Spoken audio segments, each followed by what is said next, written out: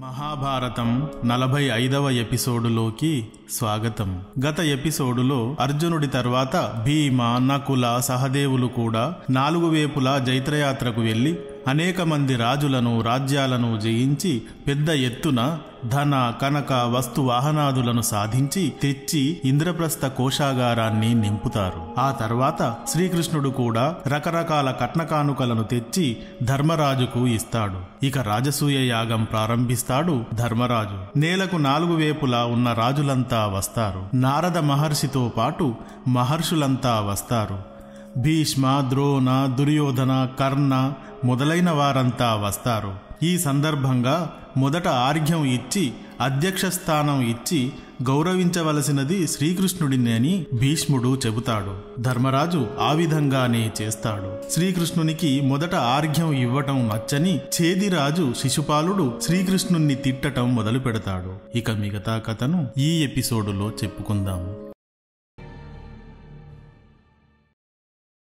ఇందరు రాజులలో కృష్ణుడు ఒక్కడే పూజించదగినవాడా?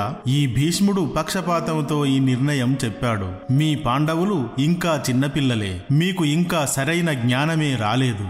ఈ భీష్ముడు ముసలివాడైపోయి తప్పుడు ఆలోచనలు, తప్పుడు నిర్ణయాలు తీసుకుంటున్నాడు. ఈ శ్రీకృష్ణుడు రాజా?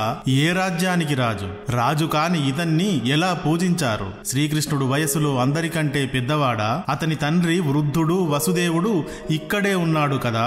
పోనీ ఇతడు మీ ప్రాణమిత్రుడు అని పూజించారా? ద్రుపదుడు మీ ప్రాణమిత్రుడు కాదా? అతడు ఇక్కడే ఉన్నాడు కదా. పోనీ కృష్ణుణ్ణి మీ ఆచార్యుడిగా భావించారా? ఆచార్యులలోకి ఆచార్యుడు ద్రోణాచార్యుడు ఇక్కడే ఉన్నాడు కదా. పోనీ యజ్ఞం జరిపించే ఋత్విక్కుడు అని పూజించావా? ఋత్విక్కులకే ఋత్విక్కు వ్యాస మహర్షి ఇక్కడే ఉన్నాడు కదా. ఇంతెందుకు, ఈ భీష్ముడు కురువృద్ధుడు కోరుకున్నప్పుడు మాత్రమే చావును పొందగలవాడు. ఇతని కంటే గొప్పవాడా ఈ శ్రీకృష్ణుడు? వీరంతా కాదనుకుంటే శాస్త్రజ్ఞానం కలవాడు, విద్వాంసుడు అశ్వత్థామ గౌరవనీయుడు కాదా? కౌరవనందనుడు పౌరుష సింహం దుర్యోధనుడి కంటే గొప్పవాడా శ్రీకృష్ణుడు? మీకు విద్యలు నేర్పిన కృపాచార్యుడు కాదా గౌరవనీయుడు అని పెద్దగా అరిచి మాట్లాడి మళ్లీ యాగానికై వచ్చిన రాజుల వైపుకు తిరిగి, ఇక్కడికి విచ్చేసిన దేశ దేశాల రాజులారా, మనం ఈ ధర్మరాజు ధర్మాత్ముడు, మంచివాడు అని ఇతనికి పన్నులు కట్టేందుకు ఒప్పుకుని ఇతన్ని సార్వభౌమత్వానికి అంగీకరించాము. కానీ ఇతను మనల్ని లెక్క చేయటం లేదు. పనికి మాలిన వానికి ఆర్ఘ్యం ఇచ్చి మనల్ని అవమానించాడు అని చెప్పి, యుధిష్ఠరా, ఇంతకాలం నీవు నిజమైన ధర్మాత్మునివి అని నమ్మి నిన్ను సార్వభౌమునిగా అంగీకరించాం. కానీ ఈ రోజు నీవు చేసిన ఈ పని వల్ల నువ్వు నిజమైన ధర్మాత్మునివి కాదని తేలిపోయింది. ఏ అర్హత లేని ఈ శ్రీకృష్ణుణ్ణి పెద్ద చేసి అధర్మపరునివి అయ్యావు. యుద్ధంతో కాకుండా జిత్తులతో జరాసంధుణ్ణి చంపిన ఈ శ్రీకృష్ణుణ్ణి పూజించి నీ కీర్తిని నాశనం చేసుకున్నావు అని నిందించి శ్రీకృష్ణుని వైపుకు తిరిగి, ఈ బెదురుగోడ్లు, పిరికి పందలు, అమాయకులు అయిన పాండవులు తెలియక నీకు ఆర్ఘ్యం ఇచ్చి ముఖ్యుణ్ణి చేశారే అనుకో. నీకైనా జ్ఞానం ఉండాలి కదా. నువ్వు ఏ రకంగా ఈ పూజకు తగినవాడివి? ఏ అర్హత లేని నీకు ఇంత అధికారం తగదని తెలియదా? ఎక్కడో మూలకు పడి ఉన్న హవిస్సును నాకి, ఆహా, యజ్ఞంలో వేసే హవిస్సును నాకిన నా జన్మ ధన్యమైంది అనుకున్న కుక్కలాగా నీకు నువ్వే గొప్పవాడినని తలుస్తున్నావా? ఓయి కృష్ణ, నపుంసకునికి పెళ్లి చేసిన, గుడ్డివానికి అద్దం చూపించిన, అందం చూపించిన అది హాస్యాస్పదం అవుతుంది. ఈ యుధిష్ఠరుడు, భీష్ముడు, వాసుదేవుడు ఈ రోజు నాకు హాస్యాస్పదంగా కనబడుతున్నారు అని తన ఆసనం నుండి లేచి తనకు అనుకూలంగా ఉండే కొందరు రాజులను, తన కొడుకులను తీసుకుని సభా భవనం నుండి వెళ్లిపోవడానికి తయారయ్యాడు. కోపంతో వెళ్లిపోతున్న శిశుపాలుని వద్దకు యుధిష్ఠిరుడు పరిగెత్తుకు వెళ్లి, ఆగు శిశుపాల రాజా, నీవు అలా మాట్లాడి మళ్లీ కలగజేసుకుని, శ్రీకృష్ణుడొక్కడే చరాచర సృష్టిలో అందరికన్నా గొప్పవాడు, పూజనీయుడు. ఎందుకంటే ఇక్కడ ఉన్న రాజులందర్నీ ఒక్కర్నీ వదలకుండా గెలిచాడు శ్రీకృష్ణుడు. అయినా ధర్మరాజా, నీవు ఈ ఛేదిరాజును ఇలా బతిమిలాడకూడదు. నీవు అతడిపై గెలిచిన సార్వభౌముడివి. అతడు ఓడి కప్పం కట్టిన రాజు. ఓడిన రాజు ఎప్పుడూ గెలిచిన రాజును పూజించవలసినదే అని శిశుపాలుని వైపు చూసి, శ్రీకృష్ణుని కంటే పెద్దవారున్నారు, వారికి ఆర్ఘ్యం ఇవ్వకుండా శ్రీకృష్ణునికిచ్చారన్నావు కదా, ఒక జ్ఞానహీనుడు వయస్సులో పెద్దవాడైనంత మాత్రాన వానికి గౌరవ స్థానాన్ని ఇస్తామా? పెద్ద అనేది వయస్సును బట్టి కాదు, జ్ఞానాన్ని బట్టి ఇస్తాము. ఇతనికి ఉన్న జ్ఞానం ఏమంటావా? ఇతను సకల వేదాలు తెలిసినవాడు, ఎవ్వరూ ఓడించలేని పరాక్రముడు, అందుకే ఇతనికి ఆర్ఘ్యం ఇస్తున్నాము. శిశుపాల, ఈ శ్రీకృష్ణుడు ఎవరనుకున్నావు? ఇతనే ఈ సృష్టికి కర్త. ఈ కనబడుతున్న సమస్తాన్ని సృష్టించింది ఈయనే, నశింపజేసేది ఈయనే. ఈయనే మహావిష్ణువు 10వ అవతారం అని చెప్పాడు. అప్పుడు ధర్మరాజు, తాత భీష్మ, ఈ చక్రధారిని గురించి వింటుంటే ఈయన మొత్తం చరిత్ర వినాలని అనిపిస్తున్నది, దయ ఉంచి మాకు వినిపించు అని అడిగాడు. ధర్మనందన, శ్రీకృష్ణ భగవానునిగా మనలాగే మనతో పాటే ఉన్న ఈయనే మహావిష్ణువు. మొదట నీటిని సృష్టించింది ఈయనే, బ్రహ్మను సృష్టించింది ఈయనే. ఈయన చెవి గులిమిలోంచి పుట్టి ప్రమాదకర రాక్షసులుగా మారిన మధు కైటబులను తన తొడపై ఉంచుకుని కొట్టి చంపి మధుసూదనుడయ్యింది ఈయనే. ఈ మధు కైటబుల బాధ పడలేకే బ్రహ్మదేవుడు విష్ణుమూర్తి నాభి కమలంలోకి చేరాడు. ధర్మరాజా, ఈయనే భూమి అంతా సముద్రాల అడుగున ఉన్నప్పుడు అనేక మంది రాక్షసులను హతమార్చి తన ముక్కుపైన ఉన్న కొమ్ముతో భూమిని పైకి లేపి నిలబెట్టాడు. ఈయనే పరమ దుర్మార్గుడైన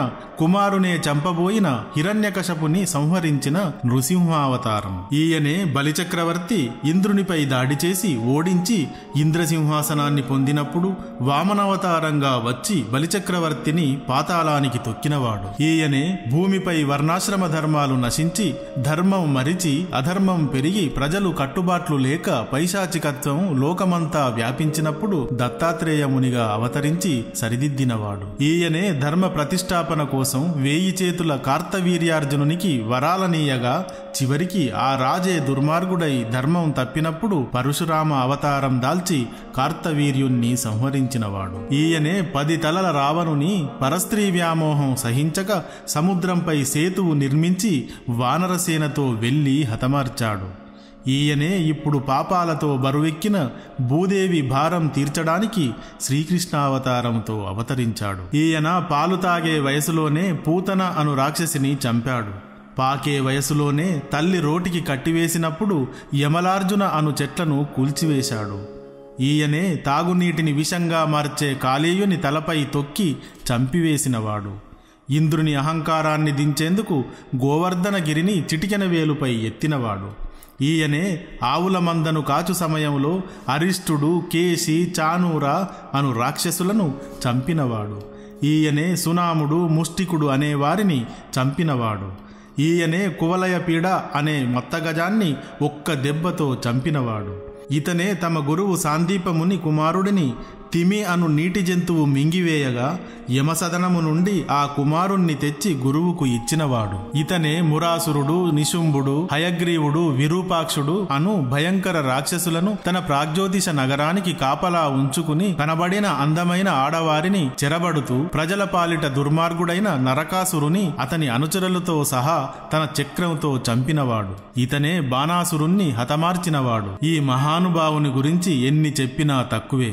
ధర్మరాజా, శిశుపాలుడు మూర్ఖుడు, ఇంత చెప్పినా అతడికి అర్థం కాదు, అందుకని అతడిని తనకి తోచినట్టుగా తాను చేసుకోనివ్వు అన్నాడు భీష్ముడు. శ్రీకృష్ణ భగవానుణ్ణి పూజనీయుడు కానన్న వానితో మాట్లాడడం అనవసరం అన్నాడు నారద మహర్షి. భీష్ముడు చెప్పినదంతా విన్న తర్వాత సహదేవుడు రాజులను అందరినీ చూస్తూ, మేం శ్రీకృష్ణుడిని ఆర్ఘ్యం ఇచ్చి పూజిస్తాం, దీన్ని ఎవరైనా వ్యతిరేకిస్తే నేను వారి తలలపై నా కాలు పెట్టి తొక్కివేస్తాను అని కాలు ఎత్తి చూపించాడు. అక్కడ ఉన్న రాజులు ఎవ్వరూ కిక్కురుమనకుండా అలా చూస్తూ కూర్చున్నారు. శిశుపాలుడు మాత్రం కోపంతో ఊగిపోతూ ఎర్రబడిన కళ్ళతో ఉరిమి చూస్తూ, రాజులారా భయపడకండి, మీకు నేను సేనాధిపతినై ఉంటాను, రండి నా వెనక చేరండి, ఈ పాండవ యాదవ సైన్యాలని తరిమికొడదాం అన్నాడు. వెంటనే శ్రీకృష్ణునికి ఆర్ఘ్యమివ్వటం ఇష్టం లేని రాజులు, సహదేవుడు చేసిన అవమానం నచ్చని రాజులు శిశుపాలుని వెనక చేరారు. శిశుపాలుని సేనాధిపతి సునీధుడు వారందరితో తమ సైన్యాలని కలిపి యుద్ధానికి సిద్ధం చేయసాగాడు. అదంతా చూసి శ్రీకృష్ణుడు అనుకున్నాడు, ఈ రాజులు యుద్ధానికి సిద్ధం అవుతున్నారు అని. అప్పుడు యుధిష్ఠరుడు తాత భీష్ముడిని, తాత, ఈ యుద్ధాన్ని ఆపి శాంతిగా నిర్విఘ్నంగా యజ్ఞం చేయు ఉపాయం చెప్పు అని. అందుకు భీష్ముడు, ధర్మరాజా, కుక్కలు ఎక్కడైనా సింహాన్ని చంపుతాయా? శ్రీకృష్ణుడు అనే యాదవ సింహం నిద్రిస్తున్నది. దాని దగ్గరకు వచ్చి కుక్కలు మొరుగుతున్నాయి. అవి అలా ఎంతసేపు మొరుగుతాయి? సింహం నిద్రలేచే వరకే కదా, కొంచెం ఓపిక పట్టు అన్నాడు. ఈ మాటలు విన్న శిశుపాలుడు విపరీతమైన కోపంతో, భీష్మ, బెదిరిస్తున్నావా? సిగ్గుందా నీకు? ముసలివాడివయ్యావు, బుద్ధి లేదా? అయినా అటూ ఇటూ కానివాడివి కాబట్టి పెళ్లి చేసుకోక మిగిలిపోయిన నీకు ధర్మం మాట్లాడడం ఎలా తెలుస్తుంది? సముద్రంలో ఓ పడవ మరో పడవతో అంటకట్టుకు సాగినట్టు ఓ గుడ్డివాడు మరో గుడ్డివాని సాయంతో నడిచినట్టు ఈ కౌరవ పాండవులు నిన్ను పట్టుకు నడుస్తున్నారు. అవును భీష్మ, చిన్ననాటి నుండి ఈ శ్రీకృష్ణుడు ఇది చేశాడు అది చేశాడు అని చెప్పావు. ఏం చేశాడు? పూతనను చంపాడు. పూతన ఆడది. ఆడదాన్ని చంపిన వాణ్ణి గౌరవించాలన్న నీ నాలుక 2 ముక్కలు కాలేదేం? బకాసురుణ్ణి చంపాడు అన్నావు. బకం అంటే కొంగ. కొంగను చంపినవాడు కూడా గొప్పవాడేనా? కేశి అనే రాక్షసుణ్ణి చంపాడన్నావు. కేశి అనేది ఒక గుర్రం. గుర్రాన్ని చంపినవాడు గురుతుల్యుడయ్యాడా? అరిష్టాసురుణ్ణి చంపాడని చెప్పావు. అది ఒక ఎద్దు. ఎద్దును చంపినవాడు నీకు ఎలా గొప్పవాడిలా కనబడుతున్నాడు? 2 జిల్లేడు చెట్ల లాంటి అర్జున చెట్లను పడగొడితే అది ఓ అద్భుతంగా చెప్పావు. గొల్లవాడు ఓ పామును చంపడం కూడా మహిమే అని చెప్పావు. అదేనా మహిమ? చెదలు పట్టిన చిన్న పుట్టను ఎత్తితే అది గోవర్ధన పర్వతం ఎత్తాడన్నావు. అదేనా గొప్ప? కంసుని ఇంట తిండి తిని కంసుణ్ణి చంపాడు. మాన మర్యాదలు లేనివాడు ఆ శ్రీకృష్ణుడు గొప్పవాడని చెప్తావా? భీష్మ, నీవు నీ కురుకులంలోనే నీచస్థానానికి చెందినవాడివి. వెనుకట ఒక హంస మిగతా పక్షులన్నింటికి తానొక మునిలా నీతి మాటలు ధర్మపు మాటలు చెప్పేదట. పాపం పక్షులన్నీ ఈ హంస చాలా మంచి సాధువు అని తమ గుడ్లు తెచ్చి హంస వద్ద దాచేదట. కానీ హంస మాత్రం ఆ గుడ్లను హాయిగా పొడుచుకు తినేసేదట. ఈ విషయం ఓ రోజు ఆ పక్షి చూసింది. మిగతా పక్షులకు చెప్పింది. అన్నీ కలిసి హంసను పొడిచి చంపివేశాయి. భీష్మ, చివరికి నీ గతి కూడా ఆ హంసగతే అవుతుంది. భీష్మ, జరాసంధుడు తనతో యుద్ధానికి ఈ కృష్ణుణ్ణి కోరి ఉంటే అక్కడే ఇతడి పని అయిపోయేది. కానీ జరాసంధుడు మహనీయుడు. తనకంటే తక్కువ బలం ఉన్నవాడితో యుద్ధం చేసే అసమర్థుడు కాడు. అందుకే భీమునితో యుద్ధం చేశాడు. ఈ కృష్ణుడు ఎంత నీచుడో చూశావా? అయినా భీష్మ, ఆడదానిలాంటి వాడివి, నీకేం అర్థమవుతుంది? అలా తిడుతున్న శిశుపాలుని చూసి చెప్పలేని కోపంతో కళ్ళు ఎర్రగా చేసి గదను పిడికిట్లో బిగించి పట్టుకుని ఎగిరి ముందుకు దూకి శిశుపాలుని వైపు పరిగెత్తబోయాడు భీముడు. కాని మధ్యలో భీష్ముడు ఆపివేశాడు. ఎగిరెగిరి పడుతున్న భీముని చూసి శిశుపాలుడు భయపడక గేలి చేస్తున్నట్టుగా నవ్వి, ఆ భీష్మ, వదులు, చాలా ఎగురుతున్నాడు, ఒక్క గుద్దుకు చంపేస్తా అన్నాడు. భీష్ముడు మాత్రం భీముని ఆపి, ఈ శిశుపాలుడు చేదిరాజు, దమఘోషుని కొడుకు. ఇతను పుట్టినప్పుడు ఇతనికి 4 భుజాలు, నుదుటి మీద వికృతమైన ఒక కన్ను ఉండి ఏడ్చినప్పుడు గాడిద అరుపులాగా ఉండేది. పురోహితులు ఇతడు ఇంట్లో ఉండదగినవాడు కాదు, అడవిలో పడేయమని చెప్పారు. కాని అప్పుడే ఆకాశవాణి ఇతను బ్రతికి గొప్ప రాజవుతాడు, ఇప్పుడే చావడు, ఇతడిని చంపేవాడు వేరే చోట పుట్టి ఉన్నాడు అని చెప్పింది. అప్పుడు ఈ శిశుపాలుని తల్లి ఎవరి చేతిలో వీడు మరణిస్తాడో చెప్పమని వేడుకున్నది. అప్పుడు ఆ ఆకాశవాణి ఎవరి ఒడిలోకి చేరగానే వీడి వికృత రూపం పోయి మామూలు రూపానికి వస్తాడో అతడి చేతిలోనే చచ్చిపోతాడు అని చెప్పింది. అప్పటి నుండి ఆ తల్లి వచ్చిన వారందరి ఒడిలోకి ఈ శిశుపాలుని ఇస్తూ ఉండేది. ఇది తెలిసి శ్రీకృష్ణ బలరాములు తమ మేనత్త శ్రుతశ్రవసును అతని కుమారుడు శిశుపాలుణ్ణి చూద్దామని బయలుదేరి వచ్చారు. అలా వచ్చిన శ్రీకృష్ణుని ఒడిలోకి శిశుపాలుని ఇచ్చింది శ్రుతశ్రవ. శ్రీకృష్ణుని ఒడిలోకి చేరగానే శిశుపాలుని 3వ కన్ను 2 భుజాలు పోయి మామూలుగా అయ్యాడు. అప్పుడు శ్రుతశ్రవ తన మేనల్లుడు శ్రీకృష్ణునితో, భవిష్యత్తులో శిశుపాలుడు నీ పట్ల అపరాధము చేస్తే మన్నించి వదిలివేయి అని కోరుకుంది. అప్పుడు శ్రీకృష్ణుడు, వీడు 100 తప్పులు చేసే వరకు క్షమిస్తాను, 100 తప్పులు నిండితే మాత్రం శిక్షిస్తాను అని వరమిచ్చాడు. అందువల్ల భీమసేన, వీడి చావు శ్రీకృష్ణుని చేతిలోనే ఉంది.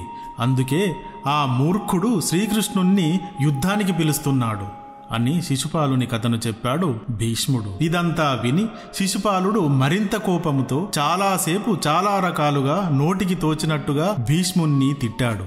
తిట్టి, భీష్మ, నీలాంటి పనికిరాని రాజు ఒక్కడు కూడా ఇక్కడ లేడు అన్నాడు. దానికి భీష్ముడు, నేను గతంలో ఎప్పుడో ఈ రాజుల తలలపై తొక్కి అణచివేసి ఉన్నాను. వీరిని నేను గడ్డి ముక్క విలువ కూడా చేయను.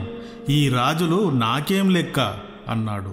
భీష్ముని మాటలకు అక్కడ ఉన్నవారు కొందరు మౌనంగా ఉండగా మరికొందరు కోపగించుకుని, ఈ భీష్మునికి ఎంత పొగరు, ఎంత అహంకారం, ఇతడిని పశువును పిసికినట్టు గొంతు పిసికి చంపేద్దాం, లేదా గడ్డి మంటలో వేసి కాల్చుదాం అన్నారు. అప్పుడు మళ్ళీ భీష్ముడు, ఓ ఈ రాజులారా, ఒక్కొక్కరికి చెప్పటం కుదరదు, అందరికీ ఒకేసారి చెప్తున్నాను. నన్ను గొంతు పిసికి చంపుతారా, గడ్డిలో వేసి కాలుస్తారా?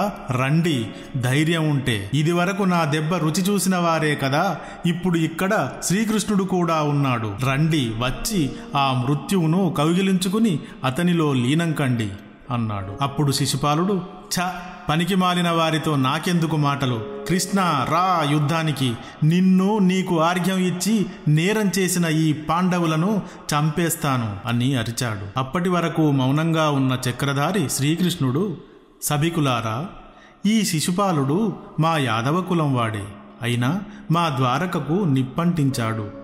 ఒకసారి నా తండ్రి విహారానికి వెళ్ళినప్పుడు అతని సేవకులను సగం మందిని చంపి సగం మందిని అపహరించాడు. నా తండ్రి అశ్వమేధయాగం చేసినప్పుడు ఆ అశ్వాన్ని దొంగిలించాడు. భద్ర అను స్త్రీని మోసంతో దొంగిలించాడు. నా పత్ని రుక్మిణిని తనకిచ్చి పెళ్లి చేయమని గతంలో రుక్మిణి తండ్రిని వేడుకున్నాడు. వాళ్ళు వీడికి రుక్మిణిని ఇవ్వలేదు. ఇప్పుడు కూడా చూస్తున్నారు కదా ఎలా నా పట్ల అగౌరవంగా మాట్లాడుతున్నాడో. నా మేనత్తకిచ్చిన మాట వల్ల వీడిని ఇంతసేపు చంపకుండా క్షమించాను, కానీ ఇక ఇప్పుడు తప్పదు అన్నాడు. అప్పుడు శిశుపాలుడు, ఛీ, ఎంత సిగ్గుమాలిన వాడివి కృష్ణ, నువ్వు నాకని నిర్ణయించుకున్న రుక్మిణిని నువ్వు ఎత్తుకెళ్ళి పైగా నువ్వే ఈ సభాముఖంగా చెప్తున్నావా? ఎంత సిగ్గులేని వాడివి. అయినా నువ్వు నన్ను క్షమించినా క్షమించకున్నా నాకేం నష్టం లేదు అన్నాడు. వెంటనే శ్రీకృష్ణుడు చక్రం తీసుకుని, ఇప్పటితో వీడి 100 తప్పులు నిండాయి, మీ అందరి ముందే వీడిని వధిస్తాను అని చక్రం వదిలాడు.